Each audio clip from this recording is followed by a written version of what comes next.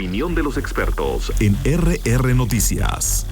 Bien, esta mañana, como ya es habitual, los lunes a esta hora platicamos de uno de los temas importantes como sociedad y sin duda uno de estos asuntos son efectivamente pues los padecimientos que muchas personas han venido teniendo en su psique a lo largo de especialmente los últimos años. Para nadie es un secreto y lo han dicho los especialistas, uno de los más complicados trastornos que ha dejado justamente la pandemia han sido pues estas afecciones mentales. Mucha gente en el confinamiento pues se potenció a lo mejor circunstancias que ya estaban incubadas ahí y que se han venido exacerbando. Además de que la Organización Mundial de la Salud ha dicho que pues los padecimientos que atañen justamente a la mente serán sin duda uno de los graves males incapacitantes del siglo XXI. Para platicar de este tema, de justamente los padecimientos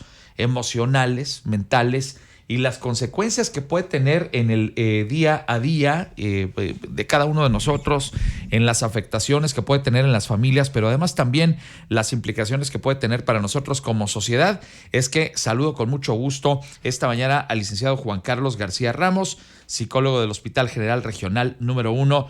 Juan Carlos, ¿cómo estás? Qué gusto saludarte, siempre un gusto recibirte por acá con nosotros.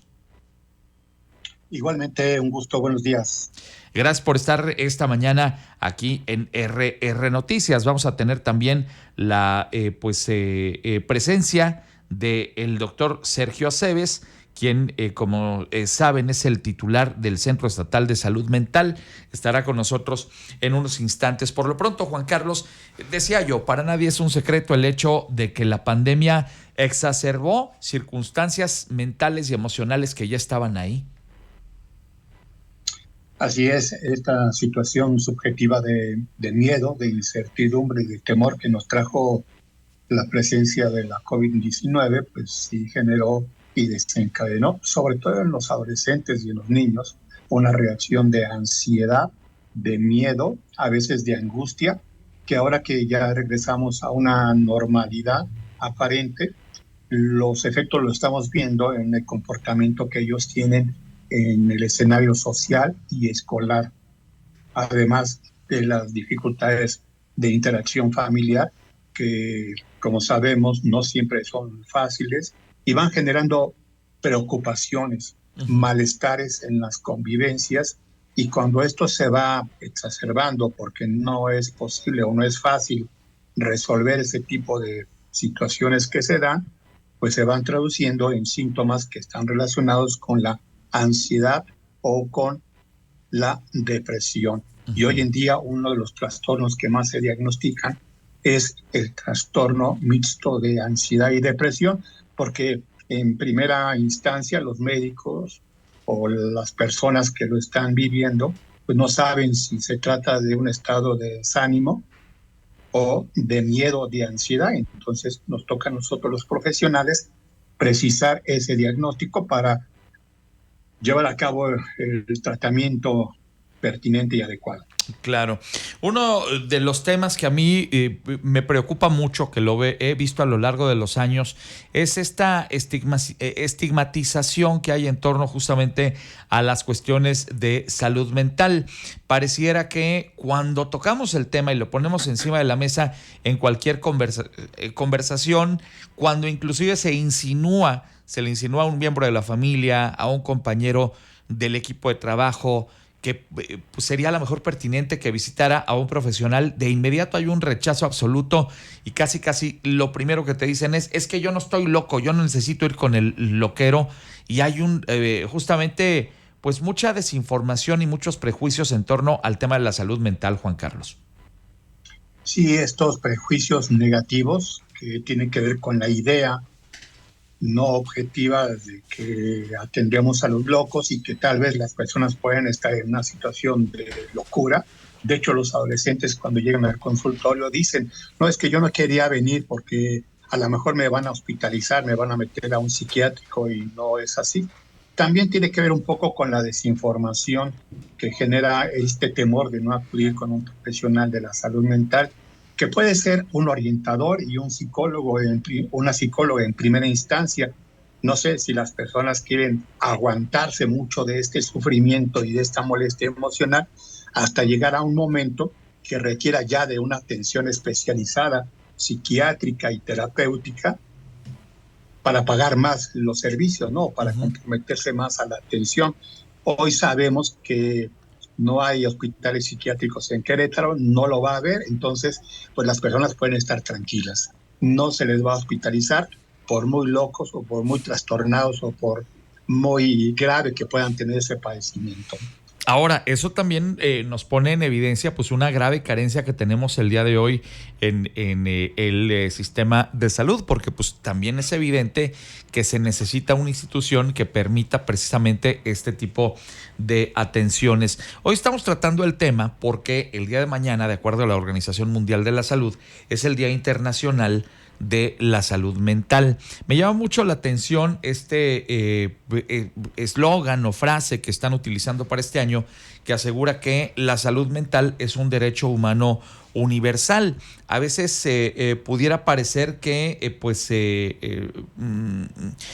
el tema de la salud mental y la atención a las personas que tienen algún tipo de condición al respecto, pues solamente, como pasa en otras enfermedades, pues solamente está al alcance de quienes tienen una cuenta importante en el banco, y quienes no tienen recurso económico están condenados a padecer las consecuencias también de un padecimiento mental. Un primer contacto preventivo o de orientación en salud mental es fácil conseguirlo. Hay líneas telefónicas que ofrecen esos servicios gratuitos. El Estado, el 911, sí. El municipio, el 070, tiene el programa de primeros auxilios psicológicos que se puede dar a través de una llamada telefónica. Hay grupos, colegios que ofrecen este servicio asistencial. Y bueno, entendemos que luego las instituciones de salud no tenemos toda la capacidad para dar el servicio de manera continua, pero me parece que si la gente tiene ese interés y esa voluntad y se compromete en la atención, es mejor transitar por un periodo de 5 o 7 sesiones psicológicas a tener que estar sujeto a una medicación por un año o más y a un tratamiento terapéutico que sí le va a llevar más tiempo. Y a lo que tú dices, es un derecho, pero también es un compromiso y una obligación de toda persona cuidar su salud mental. Tienes toda la razón. Creo que aquí hay un dilema en términos de quién debe hacerse cargo de esa salud mental. Si las instituciones de salud, el Estado, que también tiene su responsabilidad, no hay que negarlo, pero también las personas, las familias, los adultos, en el cuidado, en la educación con los hijos, en la convivencia con los compañeros, la pareja,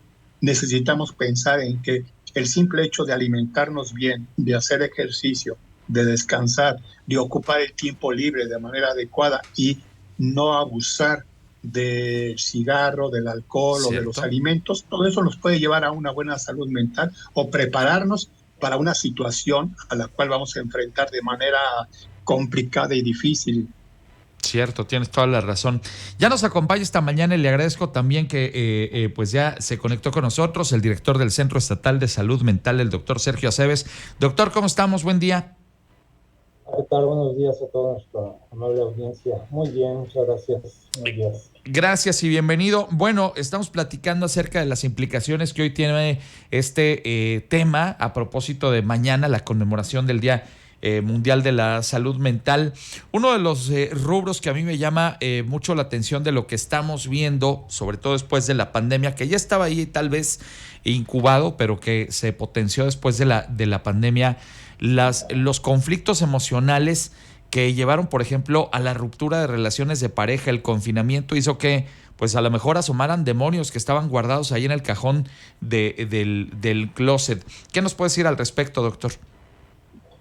Pues sí, efectivamente, Ángel, mira, la pandemia trajo consigo muchas situaciones de las cuales obviamente tenían más que nada que ver con la ruptura de la rutina de las personas. Sí, las personas estaban con una rutina adecuada en la cual pues se veían durante cierto tiempo, y durante este tiempo pues se podía congeniar, se podía convivir mucho mejor. En cambio, de estar viendo a la familia durante todo el tiempo y sobre todo los espacios, porque sabemos que hay personas que no tienen el espacio suficiente o hay personas que no tenían la conexión adecuada como para poder trabajar. Uno sabe que cuando está trabajando necesitas también de ese espacio personal y que no se te interrumpa bajo ciertas circunstancias. Entonces lo que más veíamos era que las madres que trabajan pues se desesperaban más fácilmente porque ahí estaban los niños también, pues supuestamente en la escuela, pero en realidad pues estaban jugando o estaban distrayéndose y esto hacía que se distrajera a la persona. Obviamente esto afectó la convivencia de pareja, la convivencia entre las personas de una misma familia, ya sean cónyuges, ya sean padres e hijos, y esto pues, sí vino a socavar bastante lo que viene siendo la salud mental de las personas. Bien, gracias, doctor. Son las 8 de la mañana con 49. Estamos conversando a propósito de la salud mental y cómo a veces desdeñamos estos asuntos al interior de la familia, en los espacios de trabajo e inclusive en nuestra percepción diaria de nosotros mismos como personas. A veces hay circunstancias que no están bien y que tratamos de esconderlas debajo de la alfombra. Por eso hoy platicamos este tema de la salud mental y por qué es importante hablar de estos asuntos. Juan Carlos García Ramos, psicólogo del del Hospital General Regional número 1 del Seguro Social. Juan Carlos, otro de los temas que a mí me preocupa profundamente es la enorme huella que seguramente ha dejado la pandemia entre los jóvenes e inclusive aún en los más pequeños. Yo creo que a todos nos afectó en mayor o menor medida el tema pandemia, pero yo siempre lo ejemplifico así, lo decía hace unos días y lo reitero acá. Si hay una persona de 35, 40 años que estuvo en confinamiento durante 2 años de su vida, claro que son importantes esos 2 años, pero en realidad pues se puede ponderar ese tiempo que estuvo en aislamiento. Pero en el caso de un adolescente que tiene pues tal vez 12 años y de ellos en conciencia 10, pues una quinta parte de su vida consciente estuvo confinado. En el caso de un niño de 6 años, pues olvídense, peor tantito, tal vez hasta una tercera parte o la mitad de su vida, él sintió que estuvo en confinamiento. ¿Qué implicaciones va a tener eso para la psique de jóvenes y de niños, Juan Carlos, en el futuro por venir? Hay investigaciones que señalan que por la pandemia retrocedimos en la humanidad un punto de nuestro coeficiente intelectual, lo que nos genera una situación vulnerable para poder utilizar habilidades cognitivas, sociales y emocionales. Y también el escenario de confinamiento nos deterioró las capacidades de socialización y apego con otras personas, generando desconfianzas, temores o evitaciones a muchas de las nuevas actividades que tenemos, particularmente, decía, el ámbito escolar, que ha sido difícil para muchos niños y para muchas niñas. Creo que habría que evaluar de manera singular, porque hay muchos casos de adolescentes y de niños que vivieron el confinamiento como una etapa maravillosa en su vida, porque no tienen que enfrentarse a las dificultades, a los dilemas de la convivencia social y escolar, y que ahora que tienen que regresar a la escuela les resulta difícil. Hay otras personas que regresaron de manera óptima, con mucha energía, integrándose en las actividades deportivas, escolares y culturales. Me parece que aquí depende de los padres el observar los cambios que se dan en los hijos para determinar si hay esa dificultad en las capacidades de socialización, de integración a actividades deportivas, culturales y en el manejo de expresiones emocionales. También hay que decir que las cuestiones de los aparatos, de la tecnología, fue un refugio para muchos niños y adolescentes, y que esto va a generar una comunicación a través de las redes sociales, pero no en la comunicación cara a cara con otras personas. Creo que lo que tenemos que hacer es generar acciones de desarrollo de estas habilidades, tanto emocionales, cognitivas como sociales, y estar atento a aquellas cosas y síntomas que se presentan para evitar hacer algunas actividades. Por ejemplo, vienen los niños que tienen problemas digestivos, que les duele la cabeza, que se vomitan, que tienen miedo de ir a la escuela por el escenario nuevo al cual tienen que integrarse.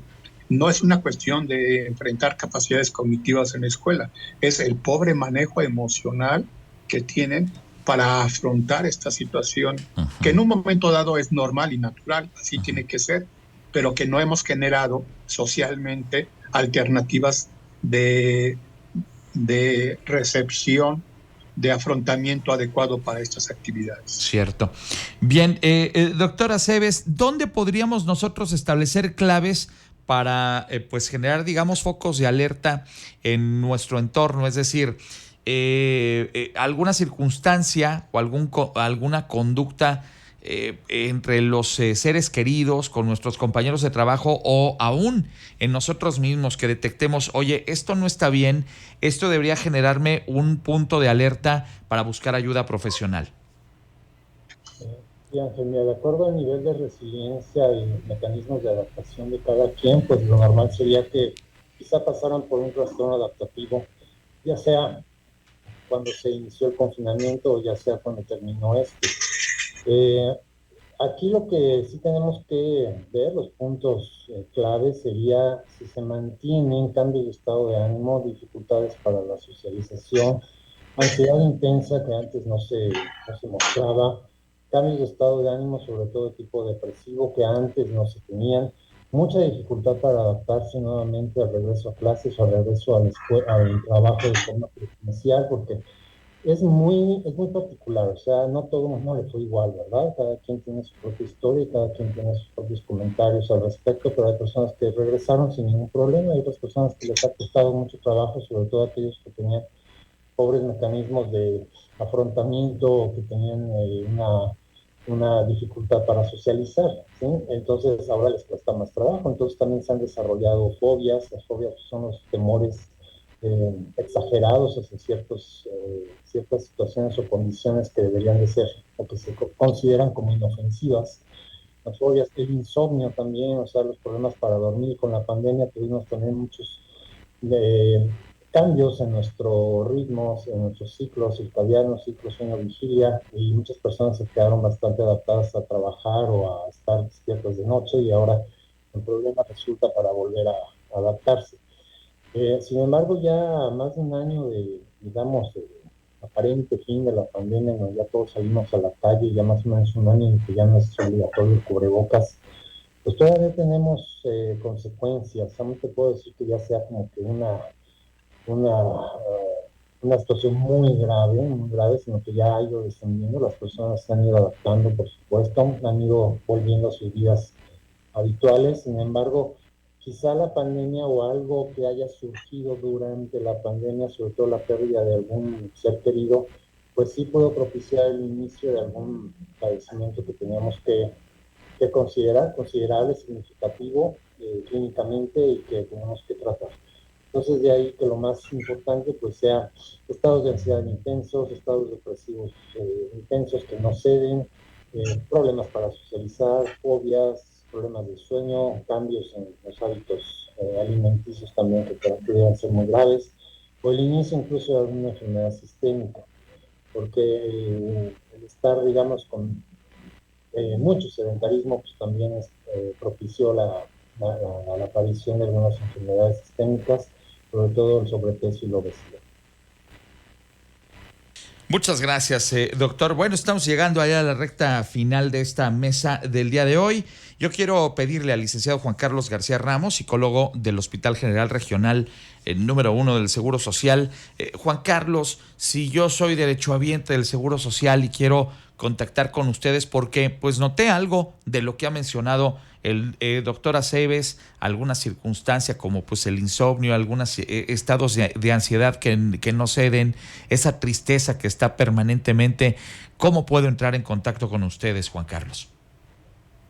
El trámite acostumbrado es que lo comente con su médico familiar para que él le dé un pase de envío al servicio de psicología. Estamos aquí en el Hospital del Seguro Social en Zaragoza y 5 de febrero, sí, o al hospital número 2, a quien corresponda ese hospital. También allá hay servicio de psicología, pero sobre todo pensar que si bien la psicología ha avanzado mucho en las técnicas, en los modelos de intervención, a propósito de las neurociencias, sí es importante no acercarse a otro tipo de personas que quizás utilizan el chamanismo basado en ciencias, que eso no es lo conveniente y que sí están en un riesgo de otro tipo de situaciones irregulares.